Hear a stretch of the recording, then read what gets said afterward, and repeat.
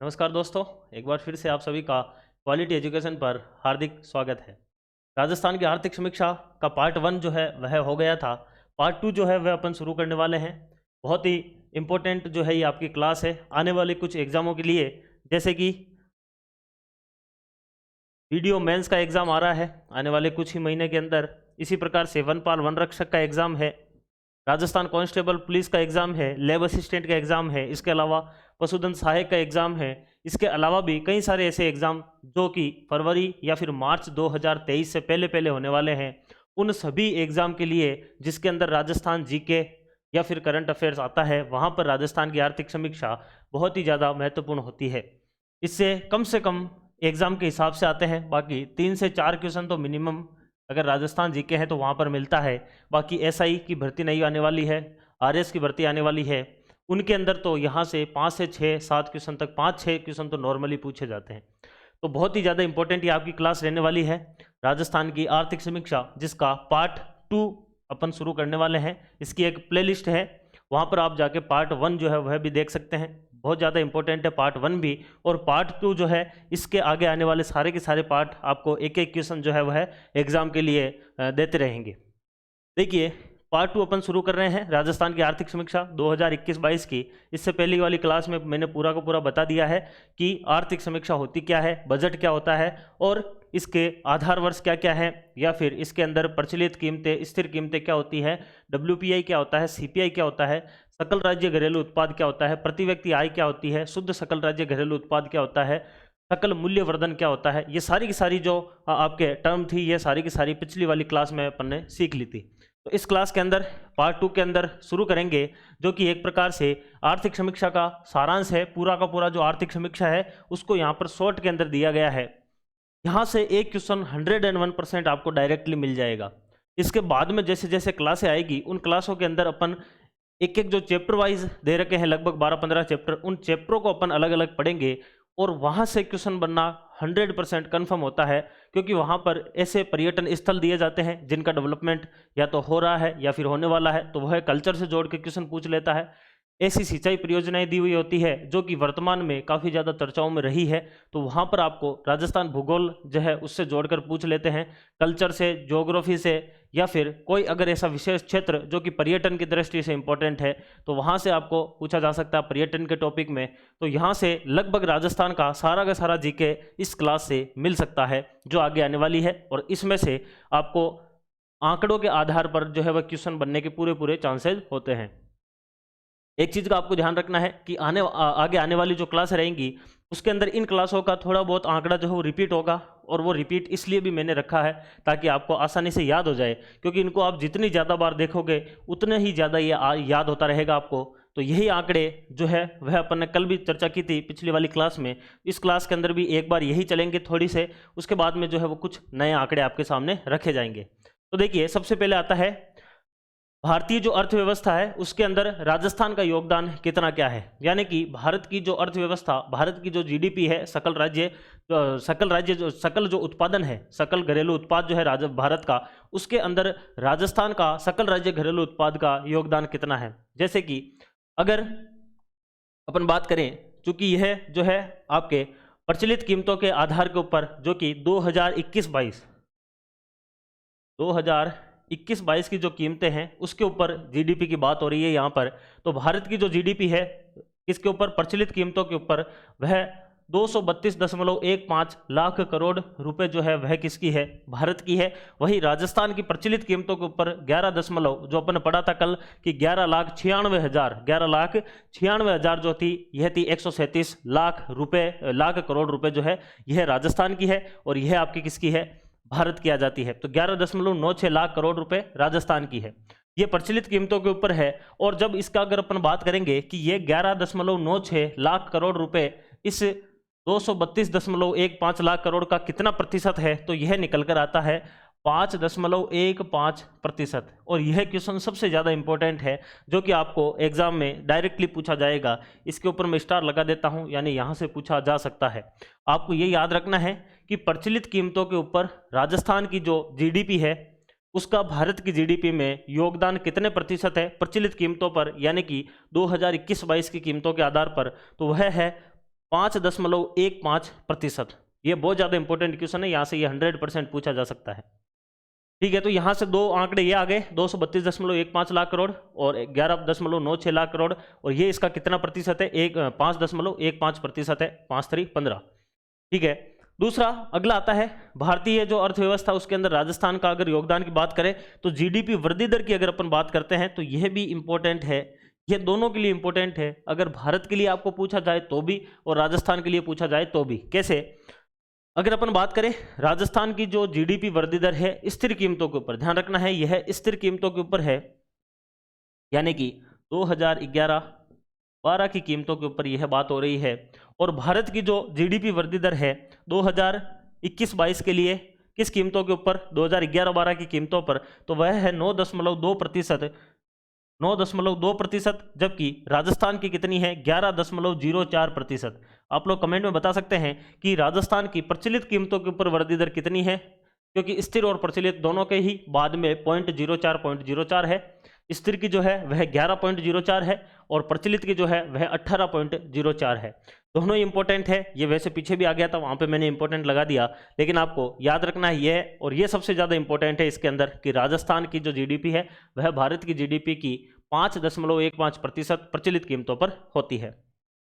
अगला देखिए per capita income, प्रचलित कीमतें हैं, यानी कि 2021-22 की कीमतों के ऊपर आधारित है, ये प्रचलित कीमतें हैं। पर कैपिटा इनकम, प्रति व्यक्ति आय की बात हो रही है यहाँ पर, तो प्रचलित कीमतों के ऊपर भारत की जो प्रति व्यक्ति आय है वह 1,50,326 रुपये है, और राजस्थान के जो है वह 1,35,218 है। ये पीछे अपन ने कर रखा है तो थोड़ा सा इसको फास्ट ले लेते हैं।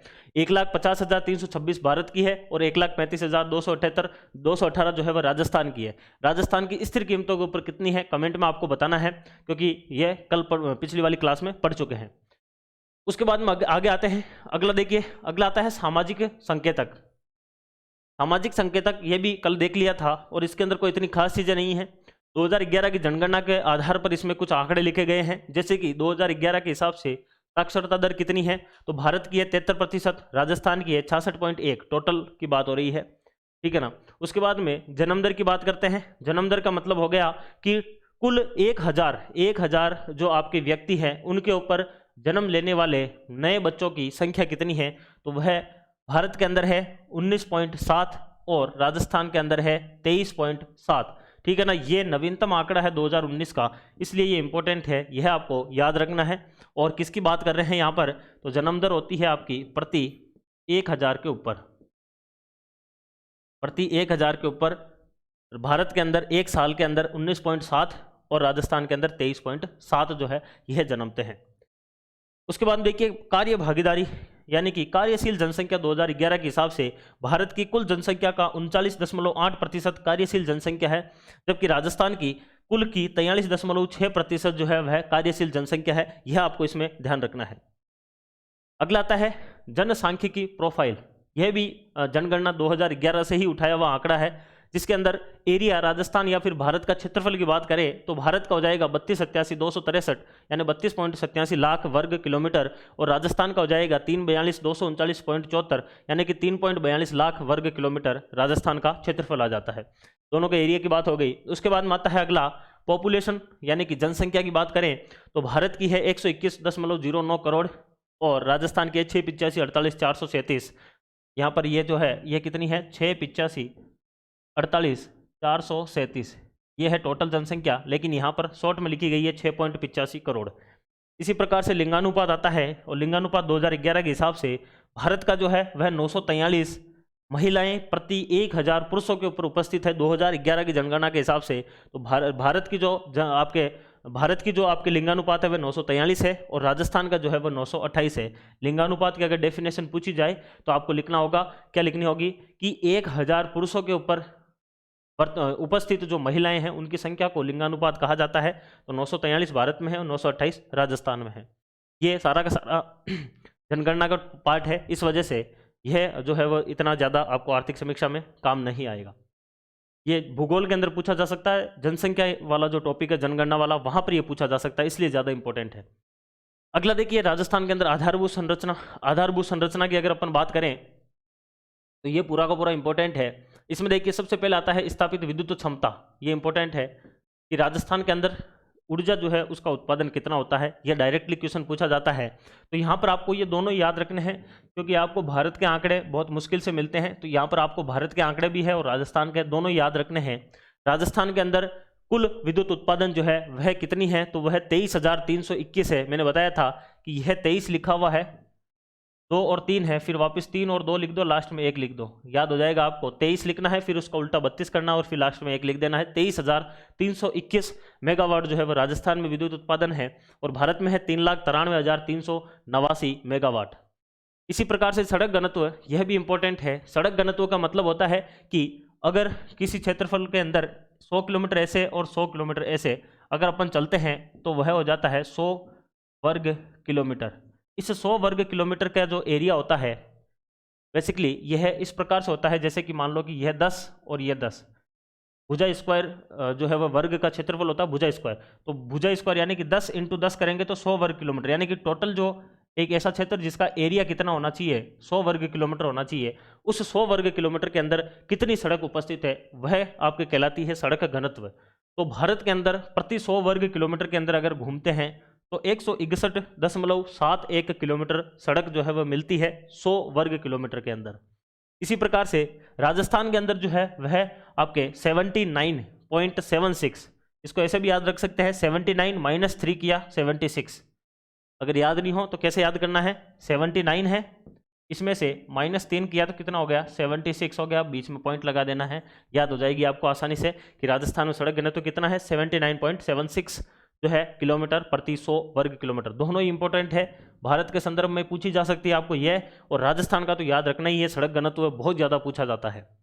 अगला आता है डाकघर जो है और दूरसंचार, मार्च 2011 तक के आंकड़े हैं, कोई नहीं पूछेगा। एक चीज़ जरूर ध्यान रख लेना, इसमें से ये वाली पूछी जा सकती है अगर पूछे तो, कि राजस्थान के अंदर डाकघरों की संख्या कितनी है, तो 10,287 है। भारत की नहीं पूछेंगे, 1,56,721 है, लेकिन राजस्थान की याद रखना 10,287।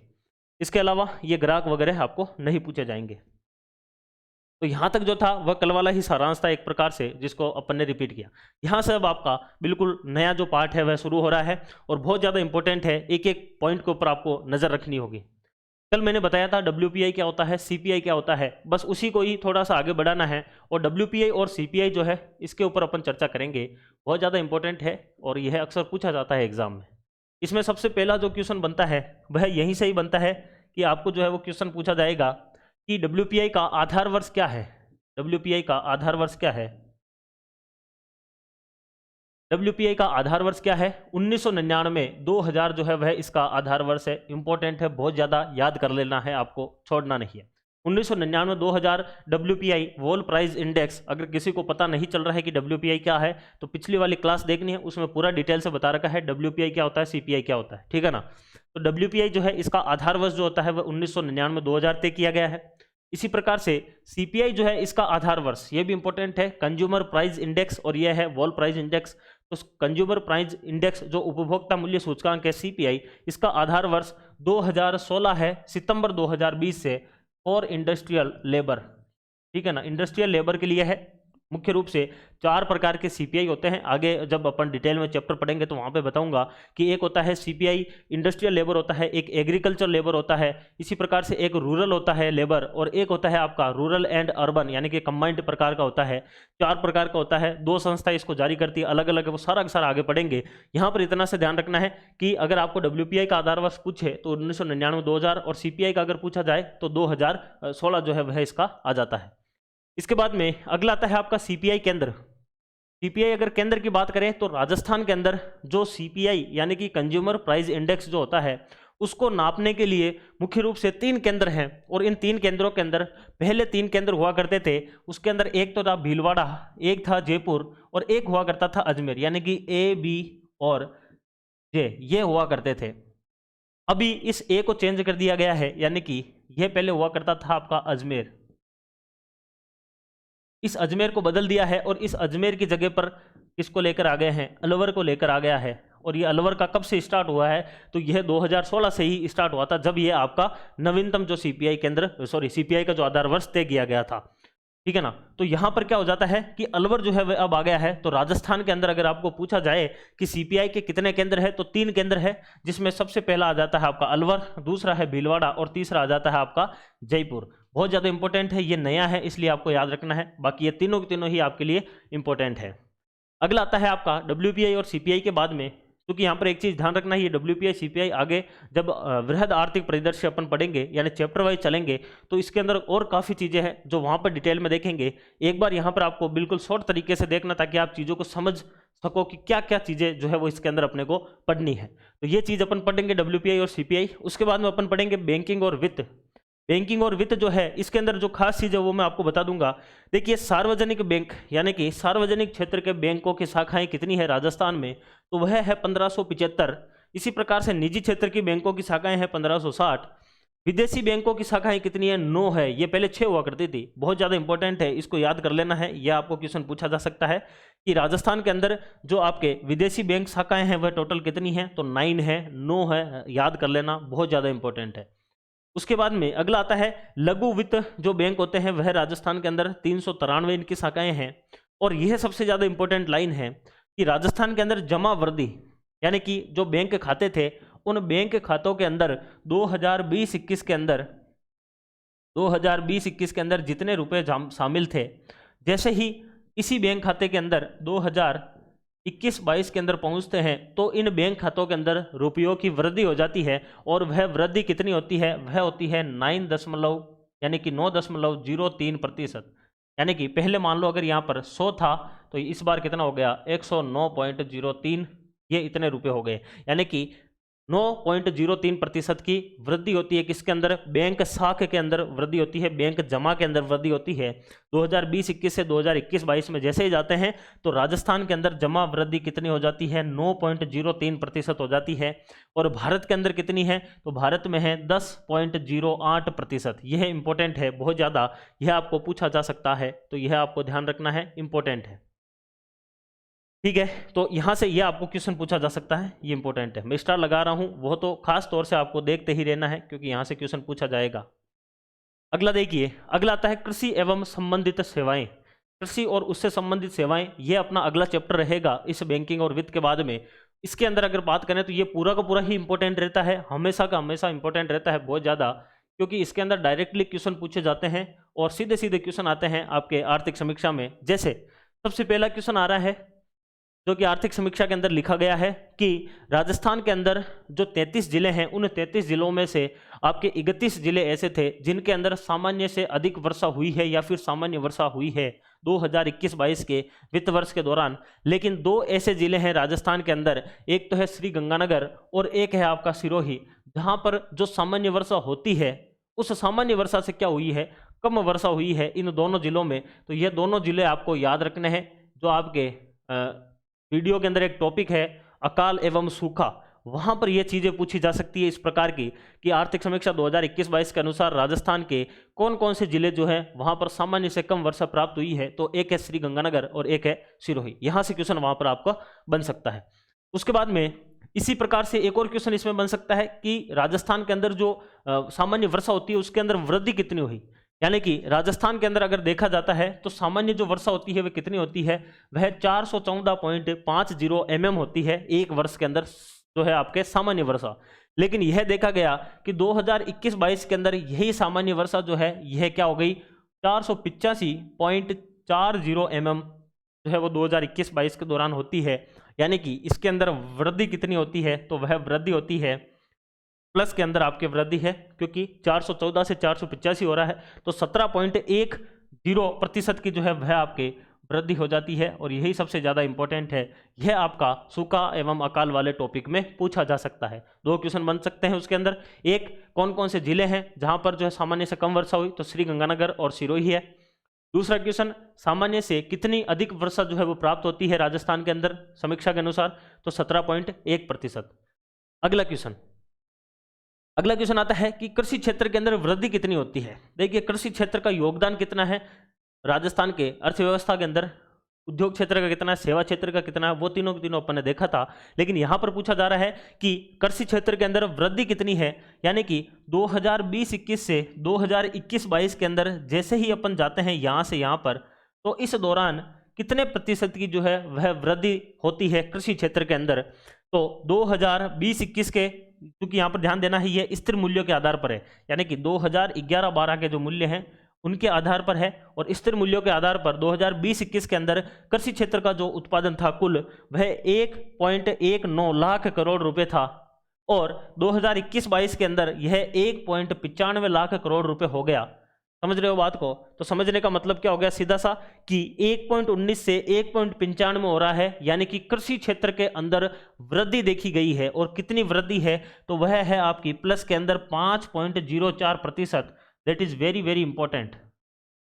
यहां से डायरेक्ट आपको क्वेश्चन पूछा जा सकता है, यस बहुत ज्यादा इंपॉर्टेंट है आपके लिए सीधा सा, कि कृषि क्षेत्र के अंदर स्थिर मूल्यों के ऊपर वृद्धि कितनी है, 5.04% की। 1.19 से 1.95 हो रहा है, तो 5.04 की वृद्धि आ जाती है। इसी प्रकार से वृद्धि देखिए, यह है आपके स्थिर कीमतों पर, और अगला आता है आपका प्रचलित कीमतों पर, यानी कि 2021-22 के जब मूल्य अपन लगाते हैं उन्हीं कृषि उत्पाद के ऊपर, तो 1.19 से यह बढ़कर कितना हो जाता है, 3.37 हो जाता है। 3.37 हो जाता है, यानी कि जो आपका उत्पादन है इसके अंदर कितनी वृद्धि हो रही है, तो वह हो रही है 10.97%। देखिए इसमें एक खास बात मैं आपको बता देता हूं, यहां पर आई थिंक यहां पर एक छोटी सी इसमें गलती है, टाइपिंग मिस्टेक है। ये जो है यह आपका 2000, इसको मैं थोड़ा सा अलग लिख देता हूं, ये जो है यह आपका 2011-12 का उत्पादन है, ध्यान देना है। यह जो उत्पादन है यह 2011-12 का, यानी 2011-12 के अंदर कृषि क्षेत्र में जो उत्पादन हुआ था वह था 1.19 लाख करोड़ रुपए, और 2021-22 के अंदर जो स्थिर मूल्यों के ऊपर उत्पादन हुआ था 2011-12 के मूल्य के हिसाब से वह 1.95 था। यानी 2011-12 से 2021-22 के अंदर जो वृद्धि है वह है आपके 5.04%। उसी प्रकार से यहां पर भी जो ये है यह गड़बड़ है, यह 2011-12 है, 2011-12, ये टाइपिंग मिस्टेक है। 2011-12 में वही 1.19 लाख करोड़ का ही उत्पादन था, लेकिन इस बार जो कीमतें हैं वह प्रचलित लगा रहे हैं, तो यह 1.95 से कितना हो जाता है, 3.37 लाख करोड़ हो जाता है। और यहां पर जो वृद्धि मिलती है आपको प्रचलित कीमतों के आधार पर 2011-12 से 2021-22 के अंदर, वह मिलती है 10.97%, जो कि दोनों ही आपको इंपॉर्टेंट याद रखना है। यानी कि कृषि क्षेत्र में वृद्धि स्थिर मूल्यों के आधार पर 5.04 की है, और प्रचलित के आधार पर 10.97% की वृद्धि आती है।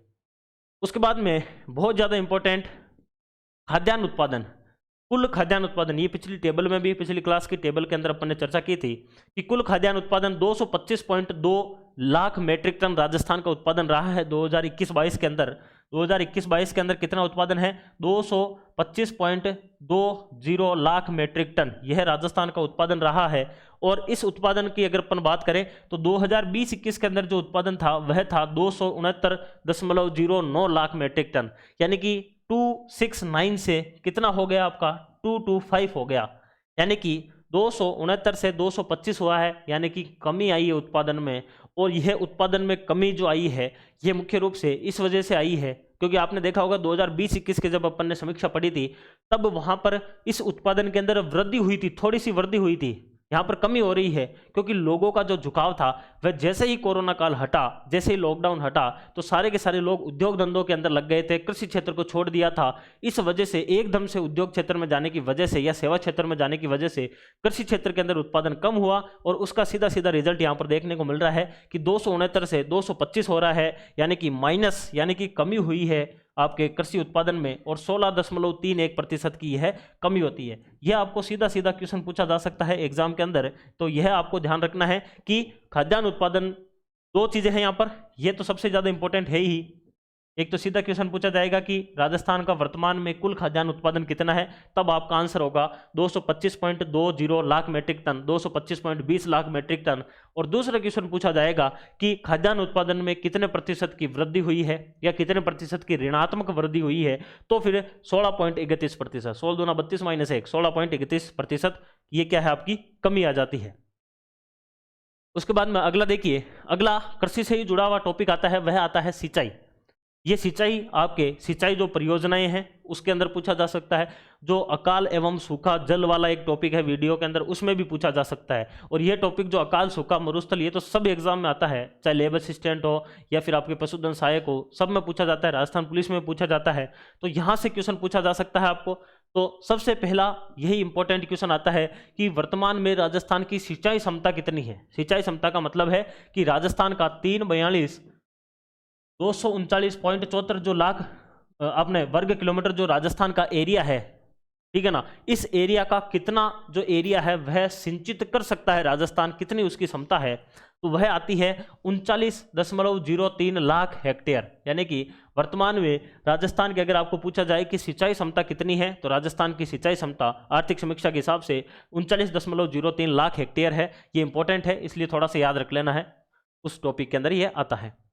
उसके बाद में अगला, और ये इंपॉर्टेंट है, वैसे ये आगे आएगी जब अपन सारी की सारी बाह्य सहायतित परियोजनाएं पढ़ेंगे, तब ये स्पेशली परियोजना आपको वहां पर मिलेगी। राजस्थान जल क्षेत्र आजीविका सुधार परियोजना, इसको कहा जाता है जाइका, सॉरी ये जो है आपके जाइका के सहयोग से है, जापानीज इंटरनेशनल कॉरपोरेशन एजेंसी। ये जाइका जो है या जीका भी इसको बोलते हैं, ये जापान की एक संस्था है जो कि ऋण देती है, और इस जाइका संस्था के सहयोग से राजस्थान के अंदर राजस्थान जल क्षेत्र आजीविका सुधार परियोजना चलाई जा रही है, जो कि राजस्थान के कुल 27 जिलों की 137 परियोजनाओं को इसके अंदर समेटे हुए हैं। वैसे ये आगे डिटेल में आएगा, पूरा का पूरा वहां पर देख लेंगे, इसके ऊपर ज्यादा जोर मत दो अभी। अगला आता है अटल भूजल योजना। देखो ये सारे के सारे जो टॉपिक है ना, ये है आपके जो अकाल और सूखा वाला टॉपिक है, उसमें 100% क्वेश्चन पूछा जा सकता है। अब अकाल और सूखा के अंदर सूखा वाला जो टॉपिक आता है, उस सूखे के अंदर आपको सीधा ये क्वेश्चन पूछा जा सकता है कि अटल भूजल, क्योंकि ये भूमि के जल की बात कर रही है, इस वजह से ये योजना आपको वहां पर पूछी जा सकती है। तो अटल भूजल योजना, इसके आगे तो आप इंपॉर्टेंट लगा ही लीजिए, खास योजना है ये। अटल भूजल योजना जो है, यह भारत के दिवंगत या फिर पूर्व प्रधानमंत्री अटल बिहारी वाजपेयी के नाम से शुरू की गई परियोजना थी। यह भूमिगत जो जल है उसको बढ़ाने के लिए एक योजना लाई गई थी प्रधानमंत्री नरेंद्र मोदी के द्वारा, यानी कि केंद्र सरकार की यह योजना रही है। इस योजना की बात करें तो यह बेसिकली, वैसे तो ये 25 दिसंबर 2019 को घोषणा हुई थी इसकी, लेकिन इसको शुरू किया गया था वह 1 अप्रैल 2020 को इसको लागू किया गया था। कागजों के अंदर यह शुरू हुई थी 1 अप्रैल 2020 को। यहां तक एक काम आता है। दूसरा काम आता है कि यह भारत सरकार और WB यानी कि वर्ल्ड बैंक यानी कि विश्व बैंक के, भारत सरकार और विश्व बैंक की संयुक्त परियोजना है आपकी अटल भूजल योजना, और दोनों का उसके अंदर योगदान जो है वह कितना कितना है, तो 50-50% इनका योगदान है। यानी कि 1 रुपया अगर भारत देगा तो 1 रुपया भी विश्व बैंक देगा। तो क्वेश्चन तो कई बार यह भी आ जाता है कि अटल भूजल योजना किसके सहयोग से चल रही है, तो विश्व बैंक के सहयोग से चल रही है। इसके अंदर भारत और विश्व बैंक का साझेदारी कितनी कितनी है, तो 50-50% है। यह कब लागू होती है, 1 अप्रैल 2020 को होती है। अब अगला क्वेश्चन जो आपके राजस्थान के लिए है, जो आपके वीडियो के एग्जाम में या फिर अन्य एग्जाम के अंदर पूछा जा सकता है सीधा सीधा, और वह यहां से आता है कि राजस्थान के संदर्भ में इसमें क्या खास बात है। राजस्थान के संदर्भ में खास बात यह है, पहली चीज कि यह मुख्य रूप से जो है आपके 5 वर्षों का इसका लक्ष्य रखा गया है। पहली चीज, ये तो ऑल ओवर सारा का सारा लक्ष्य है, 5 साल का इसका लक्ष्य है। भारत के ये 77 जिलों में है, लेकिन राजस्थान के ये 17 जिलों के अंदर चल रही है। तो पहला टारगेट आपको यहां से मिल जाता है, और पहला क्वेश्चन यहीं से मिल जाता है कि सीधा क्वेश्चन पूछेगा आपको, राजस्थान में अटल भूजल योजना कितने जिलों में चलाई जा रही है, 17 जिलों के अंदर। दूसरा क्वेश्चन आपको जो है वह इसमें पूछा जा सकता है कि राजस्थान के कितनी पंचायत समितियों में यह चल रही है योजना, तो 38 पंचायत समितियों के अंदर यह योजना चल रही है, दूसरा क्वेश्चन। तीसरा क्वेश्चन बन सकता है कि राजस्थान की कितनी ग्राम पंचायतों के अंदर यह चल रही है, तो 1144 ग्राम पंचायतों में यह चल रही है, यह तीसरा क्वेश्चन। तो वापस देख लेना है, और वेरी वेरी इंपॉर्टेंट है। अटल भूजल योजना आपका जो आपके अकाल और सूखा वाला जो टॉपिक है, उसमें सीधा एक बार में वापस याद कर लो, अटल भूजल योजना भारत सरकार और विश्व बैंक के सहयोग के द्वारा ये चालू की गई है, केंद्र सरकार की योजना है। विश्व बैंक और भारत का 50-50% का इसमें साझेदारी है। 1 अप्रैल 2020 को इसको लागू किया जाता है। 5 वर्ष का इसका लक्ष्य है। भारत के अंदर ये 77 जिलों में शुरू होती है, लेकिन राजस्थान में ये 17 जिलों में शुरू होती है। राजस्थान के 17 जिलों की, अब देखना 17 जिले, 17 दूना 34 + 4 कर देना है, तो 17 जिले हैं राजस्थान के, और 38 पंचायत समितियां हैं, और 1144 आपके 11 चौक 44 ऐसे याद रख सकते हैं। 1144 जो है वो ग्राम पंचायतें इसमें शामिल आती है। वेरी वेरी इंपॉर्टेंट है, याद रखना। अगला आता है देखिए उद्योग। उद्योग भी आपके टॉपिक है, स्पेशली मेंशन होता है वहां पर। अगर आर्थिक समीक्षा से उनको पूछना है अगर क्वेश्चन अगर जच गई एग्जामिनर के तो वो यहां से भी पूछ सकता है। सबसे पहला क्वेश्चन विशेष रूप से राजस्थान कांस्टेबल वाले ध्यान रखना है, इस प्रकार के क्वेश्चन उस एग्जाम के अंदर पूछे जाते हैं। सबसे पहला आता है निवेश बोर्ड। क्वेश्चन आपको पूछा जाएगा कि राजस्थान के अंदर निवेश बोर्ड का अध्यक्ष कौन होता है। निवेश का मतलब होता है कि जैसे राजस्थान के अंदर बाहर किसी देश का या फिर विदेशी अगर राजस्थान के अंदर पैसे लगा रही है कोई कंपनी वगैरह तो उसको बोला जाता है राजस्थान के अंदर इन्वेस्टमेंट या फिर निवेश होना, ठीक है ना। तो राजस्थान के अंदर निवेश को बढ़ावा देने के लिए एक बोर्ड गठित किया गया है राजस्थान सरकार के द्वारा, जिसको कहा जाता है निवेश बोर्ड। और इस निवेश बोर्ड का अध्यक्ष जो होता है वह राजस्थान का वित्त मंत्री या फिर राजस्थान का मुख्यमंत्री, जो कि एक ही व्यक्ति है, मुख्यमंत्री अशोक गहलोत। यानी कि राजस्थान के जो सीएम है, जो मुख्यमंत्री है, वह निवेश बोर्ड के अध्यक्ष होते हैं। सीधा क्वेश्चन पूछा जा सकता है कांस्टेबल में कि राजस्थान में निवेश बोर्ड का अध्यक्ष कौन है, सीएम है, मुख्यमंत्री है। इसके अलावा ये जो आपके निवेश बोर्ड है ये मुख्य रूप से है किसके लिए, तो one stop shop. One stop shop का मतलब एक ऐसी दुकान या फिर एक ऐसी जो है वो काउंटर खोला जाएगा जहां पर सारे के सारे काम हो जाएंगे। अगर निवेश करना है तो ऐसी स्थिति के अंदर उनको निवेश के सारे प्रस्तावों को एक ही जगह पर मंजूरी मिल जाएगी। इसके लिए निवेश बोर्ड की स्थापना की गई है। और यह जो निवेश बोर्ड है यह आपका मुख्यमंत्री इसका अध्यक्ष होता है। ये रट लेना, बहुत इंपॉर्टेंट है, आज ही बोल रहा हूं मैं। अगला आता है आपका निर्यात। उद्योग के अंदर ही अगर उनको पूछना है कुछ और क्वेश्चन तो वह पूछा जा सकता है निर्यात से। देखिए सबसे पहला आता है, इंपॉर्टेंट है बहुत ज्यादा, नीति आयोग के द्वारा निर्यात तैयारी सूचकांक जारी किया जाता है।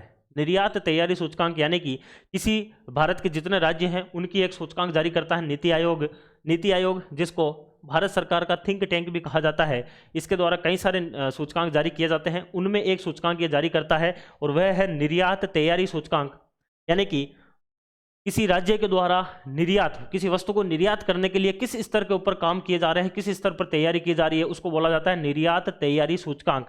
और 2020 का ये जारी किया गया था नीति आयोग के द्वारा, जिसमें राजस्थान जो है वह लैंडलॉक स्टेट के अंदर पहले नंबर पर आया था। लैंडलॉक का मतलब हो जाता है स्थल अवरुद्ध, यानी कि ऐसा राज्य जिसकी सीमा किसी भी समुद्री सीमा से नहीं लगती है उसको बोला जाता है लैंडलॉक स्टेट। और उसके अंदर राजस्थान जो है वह किस में आया है, पहले नंबर पर आया है राजस्थान। इस कैटेगरी के अंदर लैंडलॉक्ड जो स्टेट है उस कैटेगरी के अंदर राजस्थान पहले नंबर पर आया है।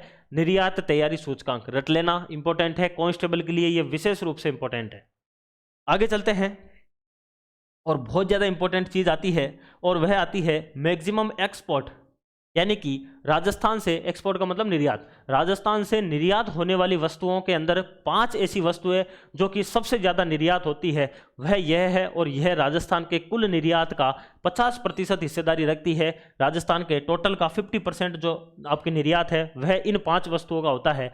यह क्वेश्चन कई बार और कई सारे एग्जाम के अंदर पूछा गया है। ये 3-4 तरीके से पूछा जाता है। इन 5 को एक साथ लिख देंगे और क्वेश्चन पूछ लेंगे कि निम्नलिखित को निर्यात के क्रम में जमाइए। पहला क्वेश्चन आ सकता है। दूसरा क्वेश्चन आ सकता है आपके सीधा कि निम्नलिखित में से, अब इनमें से 4 कोई सी भी दे देंगे, निम्नलिखित में से राजस्थान से सर्वाधिक निर्यात होने वाली वस्तु कौन सी है, तो ये दूसरा क्वेश्चन बन सकता है। तो देखिए राजस्थान से जो सबसे ज़्यादा निर्यात होता है वह होता है इंजीनियरिंग वस्तुएं। इंजीनियरिंग वस्तुओं का मतलब जैसे कि मोटर पार्ट्स वगैरह हुआ, गाड़ियों के सामान हुए, बिल्कुल पूरा का पूरा अलवर वगैरह जो है वो यहाँ पर यही बनता है इंजीनियरिंग वस्तुएं। तो राजस्थान से सबसे ज़्यादा निर्यात क्या होता है, वह होता है इंजीनियरिंग वस्तुएं। दूसरे नंबर पर आता है आपका कपड़ा। राजस्थान से कपड़ा जो है यह दूसरे नंबर पर निर्यात होता है। जो आपका भीलवाड़ा है राजस्थान के अंदर वस्त्र नगरी के रूप में जाना जाता है और कपड़े का निर्यात राजस्थान से दूसरे नंबर पर होता है। तीसरे नंबर पर राजस्थान से हस्तशिल्प का जो है वह निर्यात होता है। राजस्थान जो है हस्तशिल्प का मतलब हाथों से बनाई गई मूर्तियां वगैरह उनका निर्यात होता है। चौथे नंबर पर आता है रत्न आभूषण। इसके अंदर बहुत ज़्यादा इंपॉर्टेंट है, राजस्थान के अंदर से जो तांबड़ा वगैरह हुआ या फिर पन्ना हुआ, गार्नेट हुआ, इस प्रकार की जो आपके रत्न है या फिर आभूषण वगैरह जो है यह राजस्थान से निर्यात होते हैं बड़े स्तर के ऊपर, जो कि गल्फ कंट्रीज जो आपके खाड़ी देश है वहाँ पर ये निर्यात होते हैं रत्न और आभूषण। चौथे नंबर पर। 5वें नंबर पर आती है आपके धातुएं जो कि अरावली के अंदर मुख्य रूप से मिलती है, जैसे कि तांबा हुआ, चांदी हुई, ठीक है ना। इस प्रकार से लोहे अयस्क हुआ, ये राजस्थान से धातुओं के रूप में निर्यात होते हैं। तो आपको 5 के 5 इसी क्रम में याद रखने हैं। सबसे ज़्यादा आपके इंजीनियरिंग वस्तु है, उसके बाद में कपड़ा आता है, उसके बाद में हस्तशिल्प आता है, फिर रत्न आभूषण आता है और उसके बाद में लास्ट में आपका धातुएं आती है। ये आपको याद रखना है, ये इंपॉर्टेंट है, क्वेश्चन सीधा सीधा यहाँ से पूछा जा सकता है। अगला आता है खान एवं खनिज। ये बहुत ज़्यादा इंपॉर्टेंट है।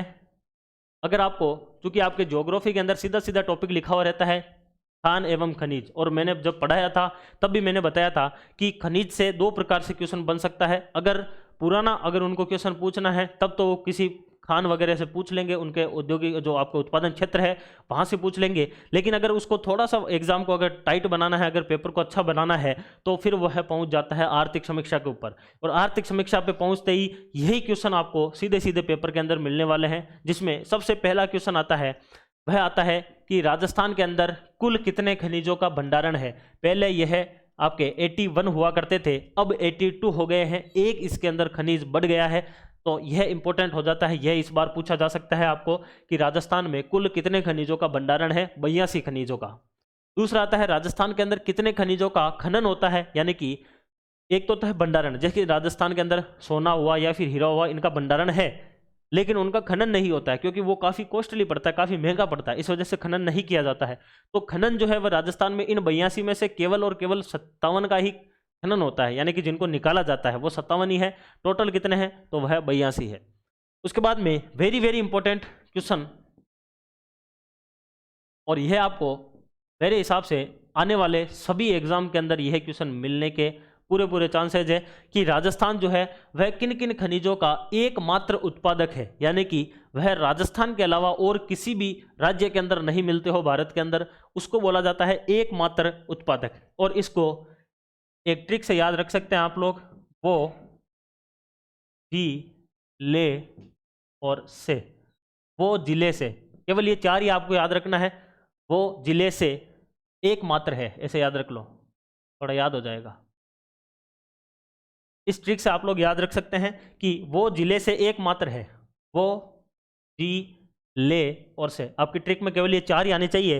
राजस्थान के 4 ऐसे खनिज है जो कि केवल और केवल राजस्थान में उत्पादित होते हैं, यानी एकमात्र राजस्थान में होते हैं, वो जिले से एकमात्र है। वो का मतलब हो जाता है वोलिस्टेनाइट। वोलिस्टेनाइट केवल एकमात्र राजस्थान उत्पादक है। जी का मतलब होता है जिंक।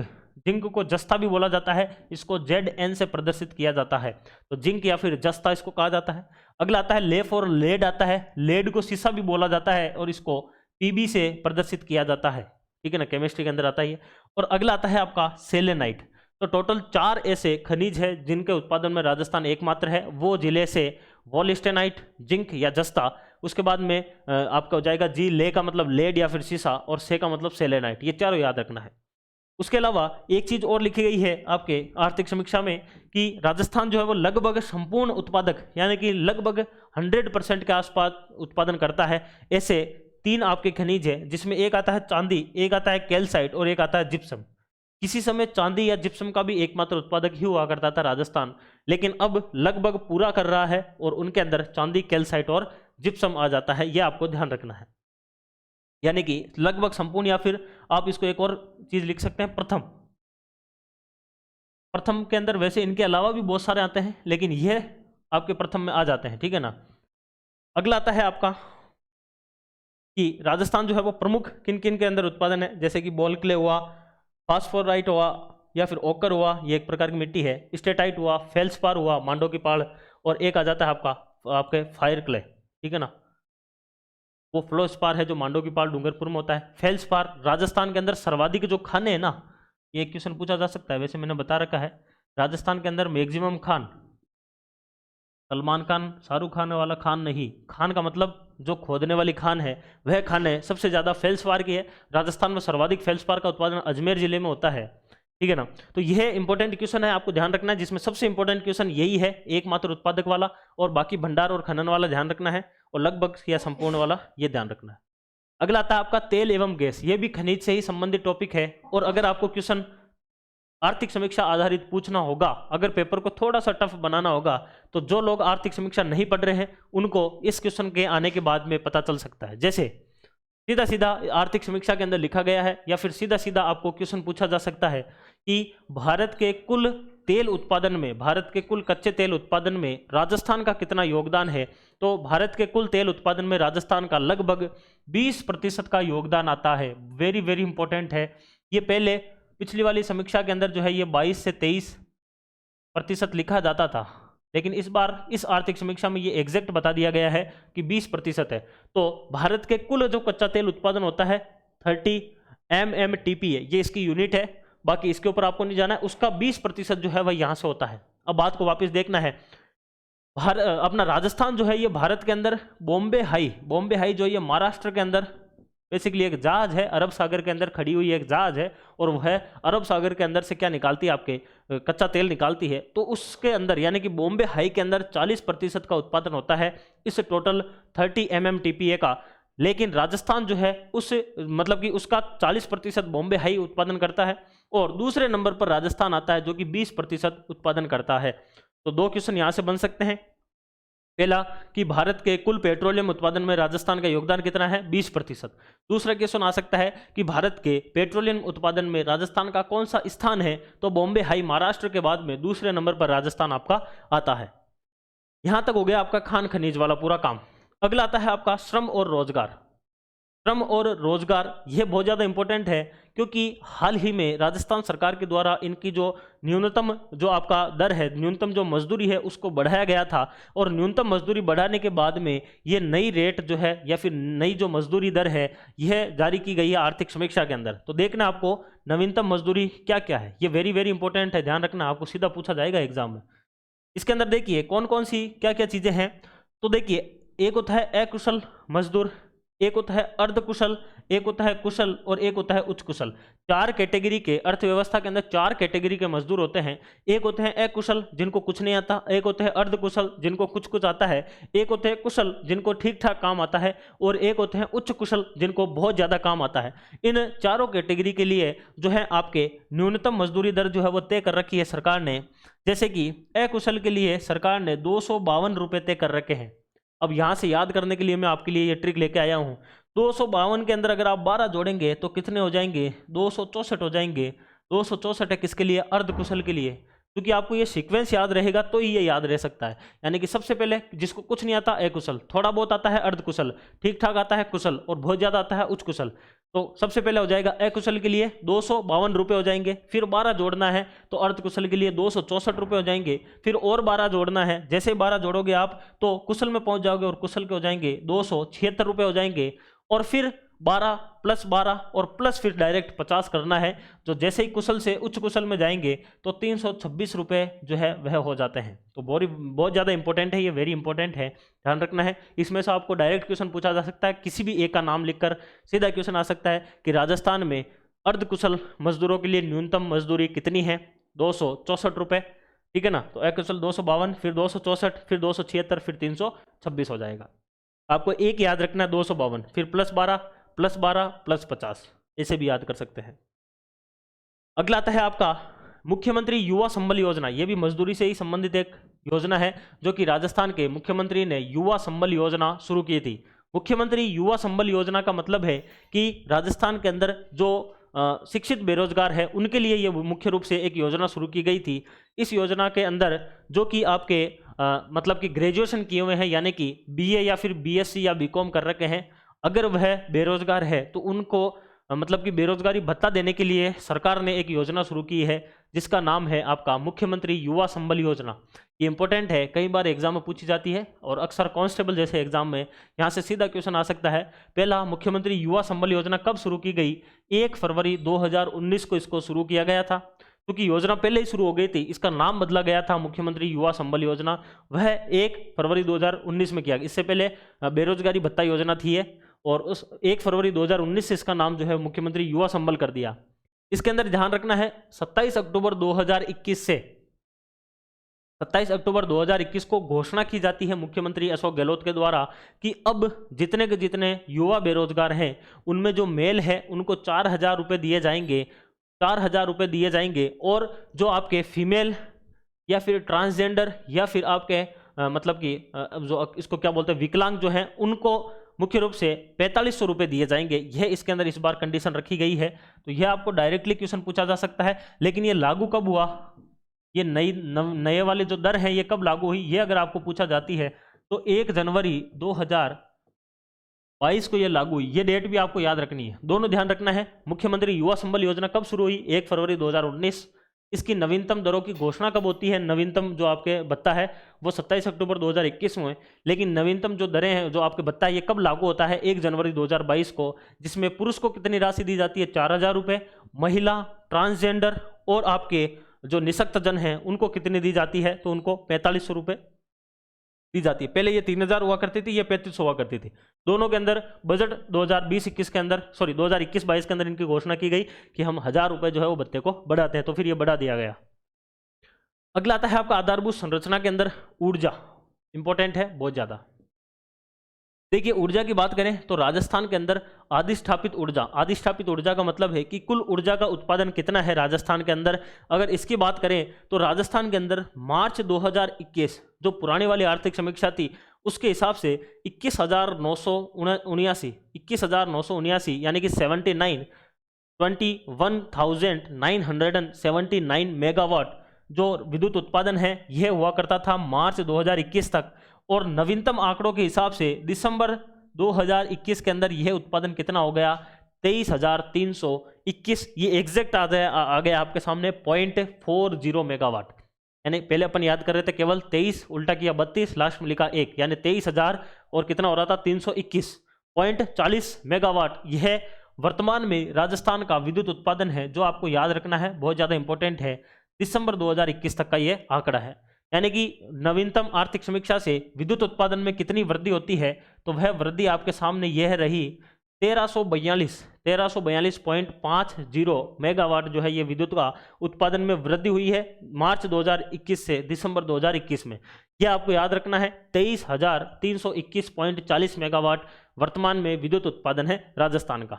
आगे जब इसको डिटेल में पढ़ेंगे तो पवन ऊर्जा, सौर ऊर्जा और आपके बायोमास ऊर्जा, उनका उत्पादन कितना कितना है वो भी आगे डिटेल में पढ़ेंगे। तो ये तो केवल ओवरव्यू है, अगले चैप्टरों के अंदर अपन डिटेल में पढ़ेंगे। तो पूरी की पूरी क्लास है आपके लिए इंपॉर्टेंट है, एक भी क्लास मत छोड़ना, इसकी मैं आपको बोल रहा हूँ। यहाँ से आपके 10 से 12 नंबर जो है आप हर एग्जाम के अंदर बिल्कुल जो है वह सुनिश्चित कर सकते हैं। अगला देखिए, यह भी एक इंपॉर्टेंट आंकड़ा है आपके सामने, कुल शुद्ध ऊर्जा उपभोग में वृद्धि। यानी कि राजस्थान के अंदर ऊर्जा के अंदर जो उपभोग हो रहा है उस उपभोग के अंदर 2020-21 से, यानी कि मार्च 2021 से दिसंबर 2021 के अंदर कितनी ऊर्जा उपभोग के अंदर वृद्धि हुई है? तो वह आपके हुई है 27.61% की। यह आपको किसी भी फैक्चुअल क्वेश्चन के अंदर पूछा जा सकता है किसी एग्जाम में डायरेक्टली कि राजस्थान के अंदर ऊर्जा उपभोग में वृद्धि कितनी हुई है, तो वह 27.61% की वृद्धि हुई है। अगला ये क्वेश्चन जो है मुझे याद है एक एग्जाम के अंदर पूछा गया था कि राजस्थान के कितने जो आपके गांव हैं वह दिसंबर 2021 तक विद्युतीकृत हो चुके हैं? तो 43,201 गांव। बहुत ज़्यादा इंपॉर्टेंट है, ये याद रखना है कि राजस्थान के अंदर कितने गांव जो है वह विद्युतीकृत हो गए हैं। तो 43,201 गांव जो है वह आपके क्या हुए हैं? विद्युतीकृत हो चुके हैं। ये एक आंकड़ा है, फैक्चुअल क्वेश्चन है। अगला चलते हैं, सड़क एवं परिवहन, इंपॉर्टेंट है ये भी। आधारभूत संरचना के अंदर ऊर्जा और आपके सड़क, इन दोनों से क्वेश्चन अक्सर बनता रहता है। देखिए सड़क और परिवहन की बात करें तो सबसे पहला ही क्वेश्चन सबसे इंपॉर्टेंट आ जाता है सड़क की लंबाई। राजस्थान के अंदर सड़क की लंबाई की बात करें तो 1949 यानी कि आज़ादी के बाद में राजस्थान के अंदर सड़क की जो लंबाई थी वह 13,553 किलोमीटर हुआ करती थी। कब? जब बात आती है आज़ादी की। आज़ादी के बाद में जो है वह सड़क की लंबाई 13,553 किलोमीटर थी, जो कि मार्च 2021 तक बहुत ज़्यादा इंपॉर्टेंट है ये, बहुत ज़्यादा। सीधा क्वेश्चन पूछेगा आपको कि वर्तमान में राजस्थान में सड़क की लंबाई कितनी है, या फिर मार्च 2021 तक राजस्थान में सड़क की लंबाई कितनी है, या फिर आर्थिक समीक्षा 2021-22 के अनुसार राजस्थान में सड़क की लंबाई कितनी है। सीधा क्वेश्चन पूछेगा 2,72,959.28 किलोमीटर। पूरा का पूरा याद रख लेना है इसको, यह क्वेश्चन सीधा सीधा पूछा जाएगा। 2,72,959.28 किलोमीटर राजस्थान में मार्च 2021 तक सड़क की लंबाई है। स्वतंत्रता के समय यह हुआ करती थी 13,553 और अभी 2,72,959 हो गई है। अगला देखिए, अगला आता है सड़क का घनत्व। सड़क घनत्व जो अभी मैंने थोड़ी देर पहले बताया, सड़क घनत्व जो है यह आपका क्या होता है कि 100 वर्ग किलोमीटर के अंदर कितने किलोमीटर की सड़क है उसको सड़क का घनत्व बोलते हैं। और यह राजस्थान के अंदर कितना है? तो यह राजस्थान के अंदर है 79.76। 79.76 जो है यह राजस्थान के अंदर इसकी लंबाई है। इंपॉर्टेंट है, याद रखना है, ठीक है ना। 79.76 किलोमीटर प्रति 100 वर्ग किलोमीटर में सड़क की लंबाई है। अगला एक कॉन्सेप्ट आता है वॉल टू वॉल विकास पथ। ये कॉन्सेप्ट नहीं है, बेसिकली एक योजना है, ये इनिशिएटिव है, कार्यक्रम है सरकार के द्वारा, जो कि ग्राम पंचायत स्तर के ऊपर चलाया गया। आपको क्वेश्चन पूछा जा सकता है कि वॉल टू वॉल विकास पथ जो है यह राजस्थान के किस स्तर पर चलाया जाता है पंचायती राज में, तो यह ग्राम पंचायत स्तर पर चलाया जाता है। इसका लक्ष्य कितना है, तो 5 साल का इसका लक्ष्य रखा गया है। इसके पहले फेज में, फर्स्ट फेज के अंदर 183 ग्राम पंचायतों को शामिल किया गया है और इसको कंप्लीट रूप से जो है वह 168 ग्राम पंचायतों के अंदर इसको पूर्ण कर दिया गया है। यानी कि पहले फेज के अंदर 183 ग्राम पंचायतों का सिलेक्शन होता है, जिसमें से 168 के अंदर कार्य पूर्ण हो गया है कि ग्रामीण क्षेत्र के अंदर अगले 5 साल तक इन 183 ग्राम पंचायत में हम लोग क्या बनाएंगे, सीमेंटेड की जो सीसी रोड होती है वह हम लोग बनाने वाले हैं, वॉल टू वॉल विकास पथ, जो कि विकास पथ के नाम से जाना जाएगा ग्राम पंचायत के अंदर। अगला आता है आपका ग्रामीण विकास और विशेष कार्यक्रम, विशेष क्षेत्र कार्यक्रम। ये देखिए, इसमें जो विशेष क्षेत्र कार्यक्रम है ना, ये जब अपन डिटेल वाला जो क्लास पढ़ेंगे, जो डिटेल वाले चैप्टर पढ़ेंगे, तो आपके एक वीडियो के सिलेबस में एक टॉपिक लिखा हुआ है राजस्थान के अंदर, आई थिंक इसी नाम से, राजस्थान के अंदर जो है वो क्षेत्रीय विकास कार्यक्रम, इस प्रकार का एक टॉपिक लिखा हुआ है। वहाँ पर ये जब अपन डिटेल में पढ़ेंगे तो वहाँ पर डांग विकास कार्यक्रम हुआ या फिर आपके बीहड़ विकास कार्यक्रम हुआ, इस प्रकार के कई सारे आने वाले मेवात विकास कार्यक्रम, वो वहाँ पर पढ़ेंगे, वो आपके लिए काफ़ी इंपॉर्टेंट होगा उस टाइम। फिलहाल इसमें क्या ध्यान रखना आपको, ग्रामीण विकास एवं विशेष क्षेत्र कार्यक्रम में एक आता है आपका MG नरेगा, जिसको आप जानते हैं महात्मा गांधी नेशनल रूरल जो एम्प्लॉयमेंट गारंटी स्कीम या फिर एक्ट इसको बोलते हैं। इसके द्वारा कितने मानव रोजगार दिवस का सृजन किया गया था 2021-22 के दौरान, तो 2,962 लाख के करीब ये था, ये नहीं पूछेंगे। इसके अलावा प्रधानमंत्री आवास योजना ग्रामीण, जी फॉर ग्रामीण, इसके अंदर नए आवास 94,302 बनाए गए हैं, ये भी नहीं पूछेंगे। प्रशासन गांवों के संघ, वेरी वेरी वेरी इंपॉर्टेंट है ये।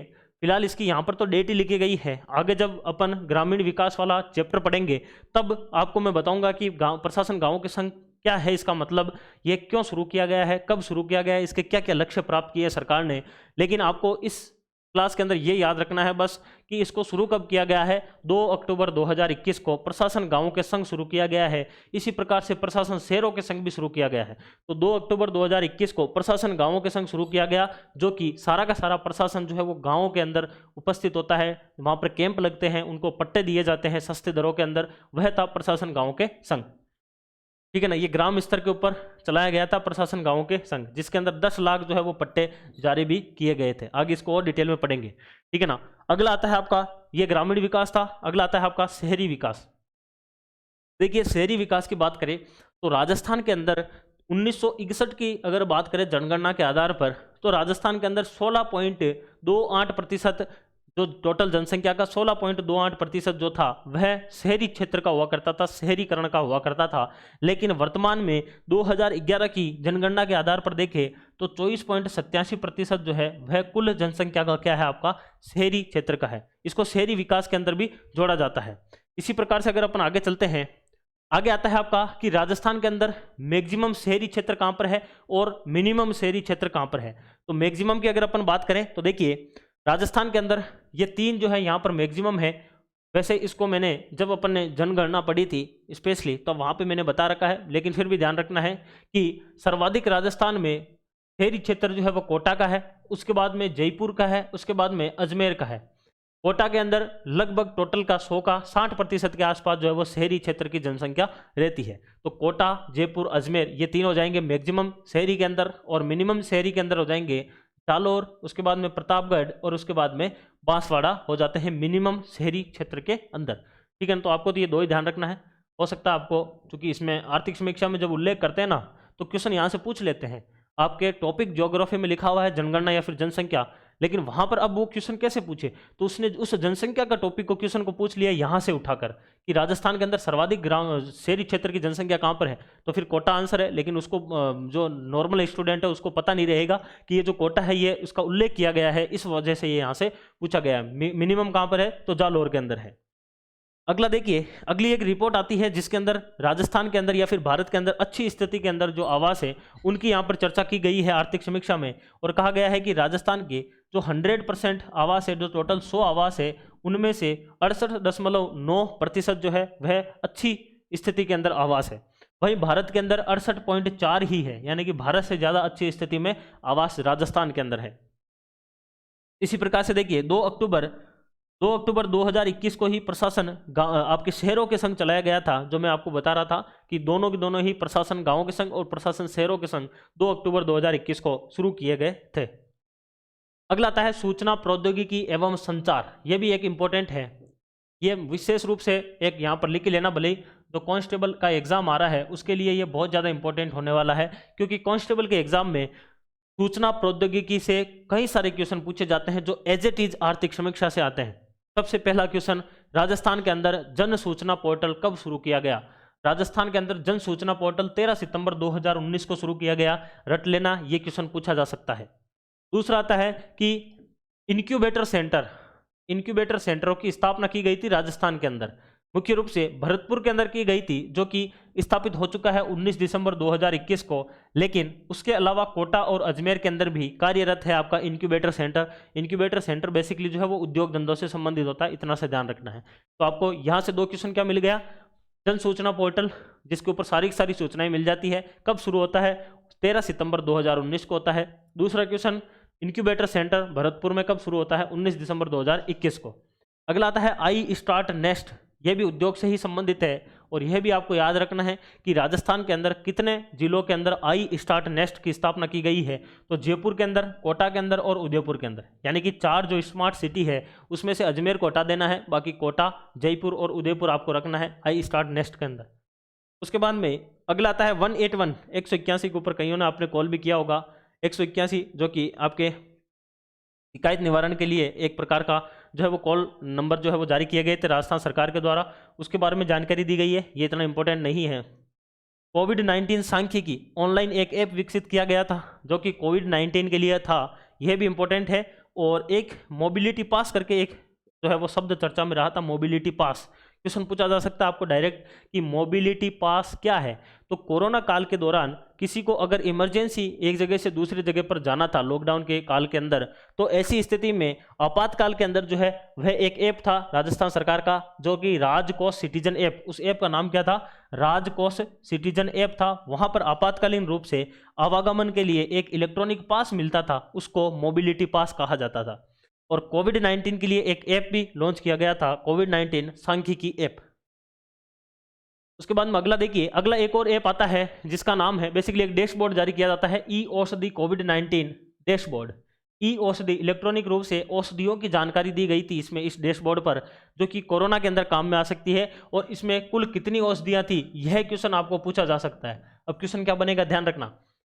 ई औषधि कोविड-19 डैशबोर्ड में कुल कितनी औषधियों का उल्लेख किया गया है? तो 57 जितने खनिज राजस्थान में खनन होते हैं, 57 उतनी की उतनी औषधियों का उल्लेख कर रखा है किसके अंदर? इस ई औषधि कोविड-19 डैशबोर्ड के अंदर।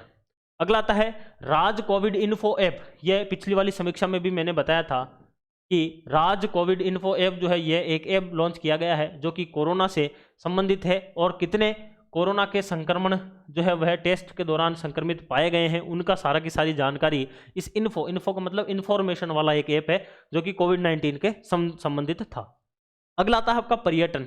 देखिए यहाँ पर तो पर्यटन केवल इतना सा ही लिखा गया कि कितने पर्यटक आए थे राजस्थान के अंदर, वह थे टोटल 2021 के अंदर 220.24 लाख, जिसमें से 219.89 लाख तो थे स्वदेशी और 0.35 लाख थे विदेशी।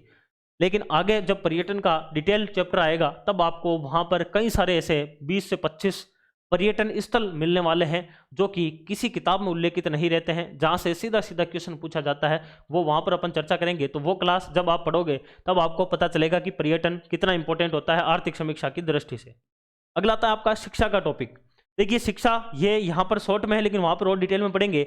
शिक्षा के अंदर बात करें तो राजस्थान के अंदर प्राथमिक विद्यालय जो है, यानी कि 1 से लेकर 5, क्लास 1 से लेकर 5 तक, यानी लेवल 1 वाले जो लगते हैं ना, रीट लेवल 1 वाले, वह सारे के सारे 1 से 5 तक। तो उसके अंदर 36,264 जो है आपके प्राथमिक विद्यालय है राजस्थान में, और उच्च प्राथमिक कितने हैं, 19,532 है। ये याद नहीं करना है आपको, मैं पहले ही बोल देता हूँ, क्योंकि मैंने स्टार नहीं लगाया। ध्यान रखना है, जहाँ पर मैंने स्टार लगाया है वही आपको याद रखना है, बाकी मत करना, कोई मतलब नहीं है। लेकिन जानकारी के लिए बता देता हूँ, बाई चांस अगर पूछ ले तो याद रहता है, अगर आसपास का तो लगा सकते हो, बाकी जो स्टार लगाया है वही क्वेश्चन आपको पूछा जाएगा, ये आप मानकर चलना।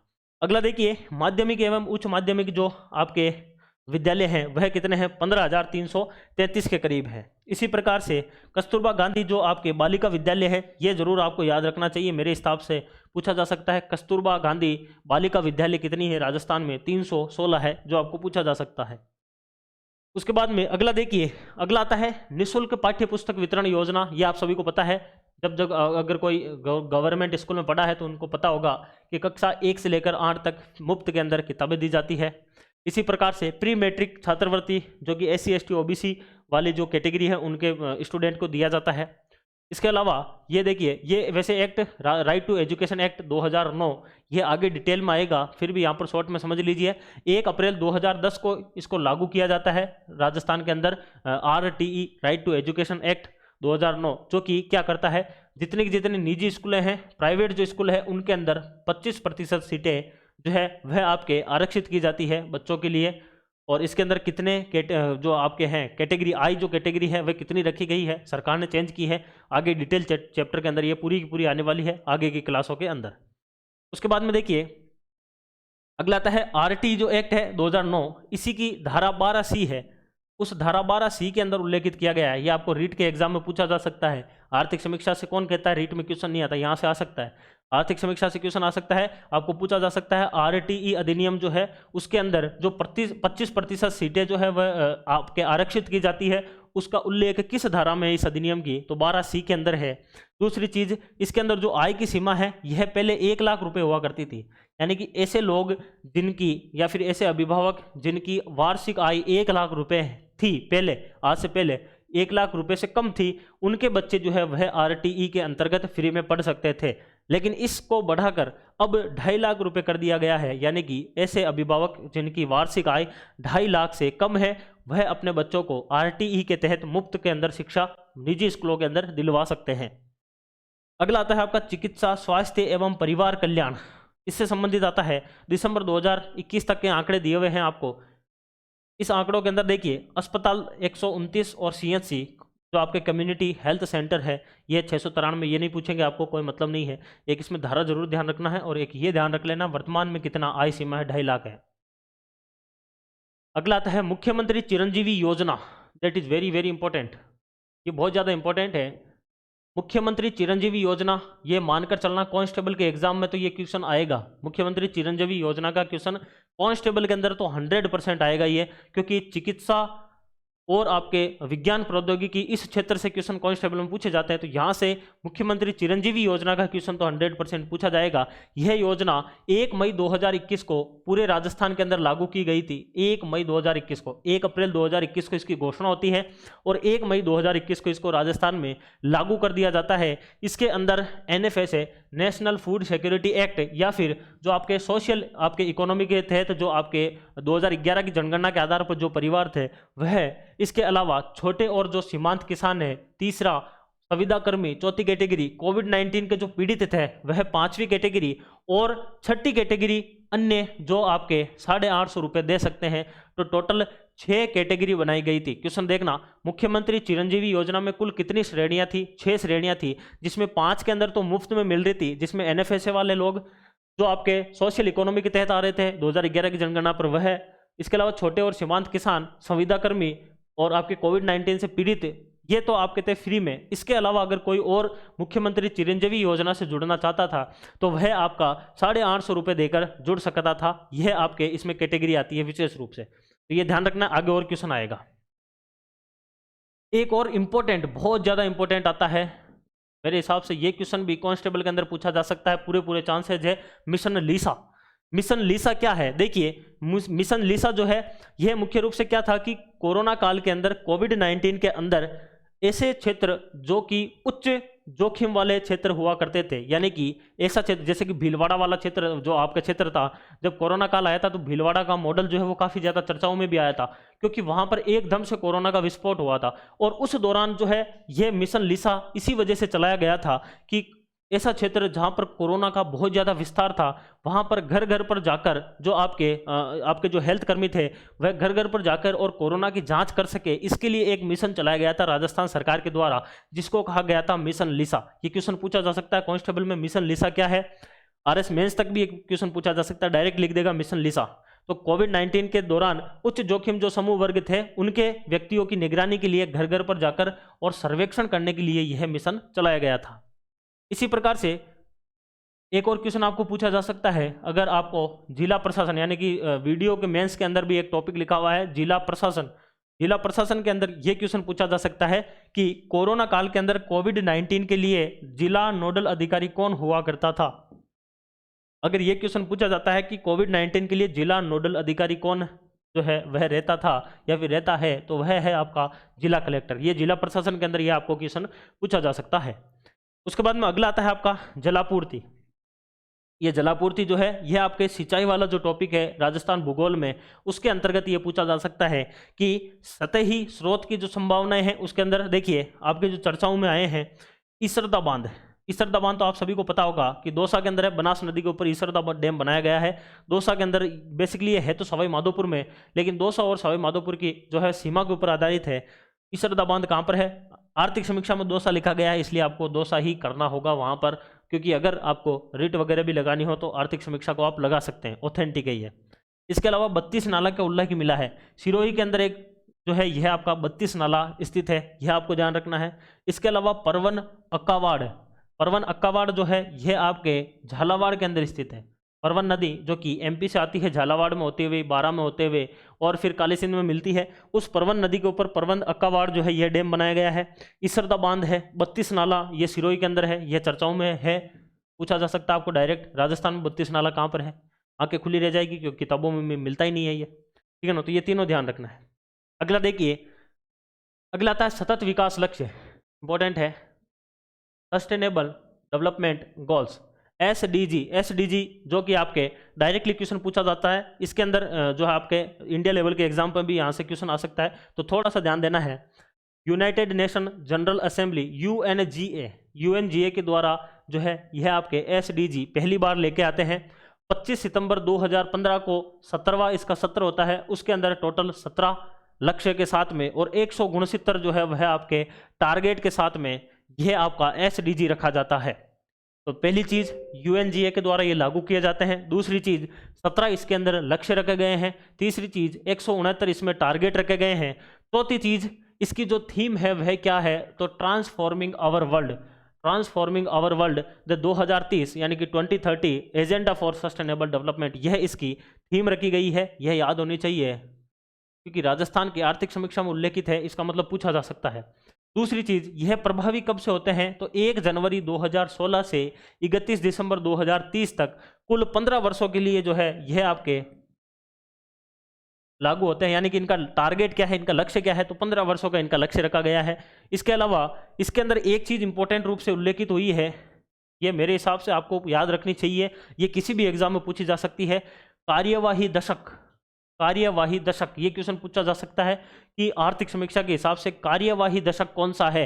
तो 2021 से लेकर 2030 तक का जो समय है, इस 10 वर्षों को एसडीजी लक्ष्य की प्राप्ति के लिए कार्यवाही दशक के रूप में जो है वो घोषित किया गया है। वापस देख लेना है एक बार कि 1 जनवरी 2016 से आपके एसडीजी लागू होते हैं, 2020 आ जाता है, लक्ष्य जो है एसडीजी के वे प्राप्त नहीं होते हैं। तो ऐसी स्थिति में उन लक्ष्यों को प्राप्त करने के लिए एक दशक घोषित किया जाता है जिसको कार्यवाही दशक कहा जाता है, जो कि 2021 से 2030 तक के लिए है, अगले 10 वर्षों के लिए, जिसमें एसडीजी के लक्ष्यों की प्राप्ति की जाएगी 2030 तक। इसी प्रकार से एक और क्वेश्चन पूछा जा सकता है, जिला प्रशासन आपके टॉपिक है, वहां पर क्वेश्चन आ सकता है कि जिला के अंदर एसडीजी जो समिति है उसका अध्यक्ष कौन होता है?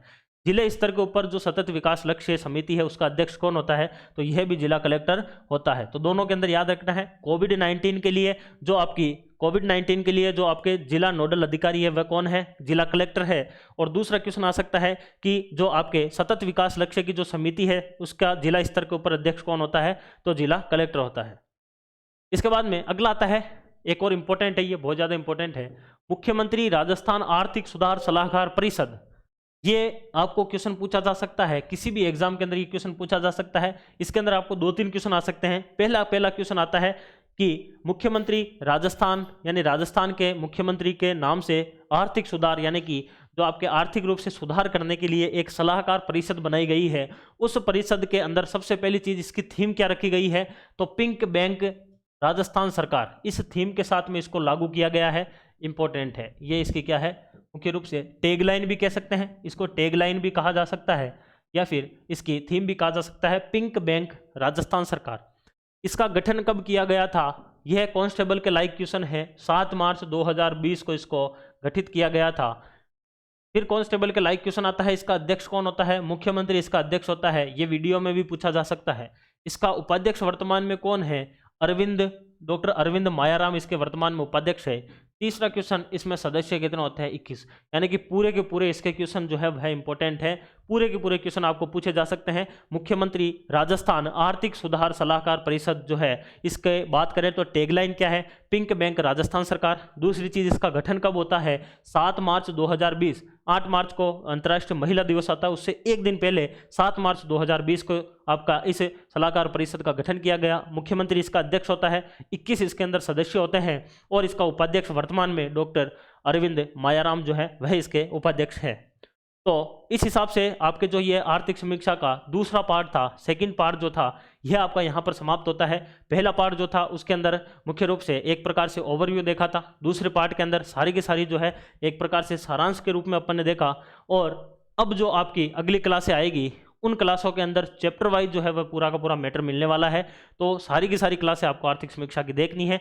इस क्लास को यहीं पर विराम देते हैं। सभी को जो है बेस्ट ऑफ लक अपने आगे आने वाले एग्जाम के लिए। अगर वीडियो आप पहली बार देख रहे हैं तो चैनल को सब्सक्राइब जरूर करना है और अपने दोस्तों के साथ शेयर करना है। वीडियो अगर अच्छी लगी है तो उसको लाइक जरूर करना है और अपना प्रत्युत्तर जो है वह कमेंट में जरूर देना है। तो इतना रखते हैं इस क्लास में। अगली क्लास के अंदर फिर से मिलते हैं, तब तक के लिए धन्यवाद, थैंक यू।